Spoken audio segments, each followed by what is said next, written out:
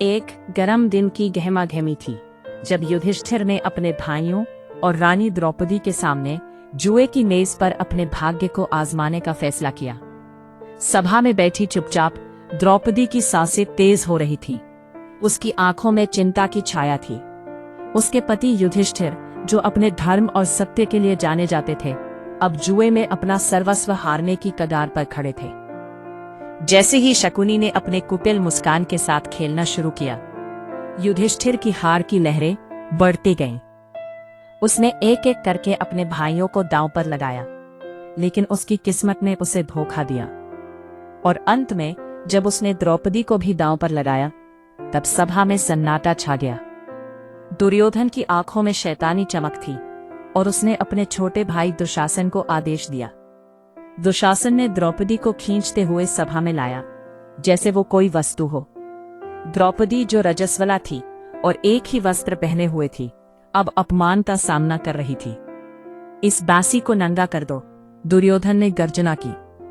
सभा में उपस्थित सभी महत्वपूर्ण व्यक्ति, विद्वान और वीर चुप थे। द्रौपदी की आंखों में आंसू थे और वह अपने पति युधिष्ठिर की ओर मदद की तलाश में देख रही थी, लेकिन सभी ने मुंह मोड़ लिया। उनका गर्व, उनकी लज्जा उन्हें चुप रहने पर मजबूर कर रही थी। धर्म की रक्षा किसने की? द्रौपदी ने कराहते हुए पूछा। उसकी आवाज में शोक और दुख था। भीष्म और द्रोणाचार्य, जो धर्म के झाता थे, किसी उत्तर के लिए तैयार नहीं थे। क्या यह उचित था कि एक राजकुमारी को इस तरह अपमानित किया जाए? जब दुशासन ने द्रौपदी की साड़ी खींची, तब वो उसके शरीर से बिल्कुल भी नहीं हटी। यह एक अद्भुत दृश्य था। वहां एक देवी थी जो अपनी लाज की रक्षा के लिए लड़ रही थी। उसने अपने दोनों हाथों से साड़ी पकड़ी, परंतु उसकी शक्ति कमजोर पड़ने लगी। द्रौपदी ने अपने दिल से पुकारा, श्री कृष्ण, देव देव, मेरी रक्षा करो।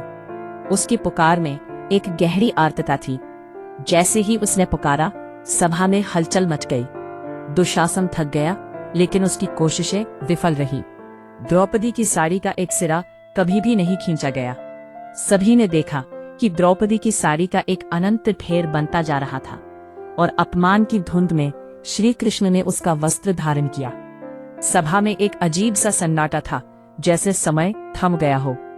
अचानक धृतराष्ट्र ने चौंकते हुए पूछा, यह क्या हो रहा है? विदुर ने उनकी आंखों में भय देखा। दुर्योधन की दुष्टता अब आपके सामने है राजा। द्रौपदी की पुकार ने भगवान को आकर्षित किया है। आखिरकार दुशासन ने हार मान ली और द्रौपदी की साड़ी छोड़ दी।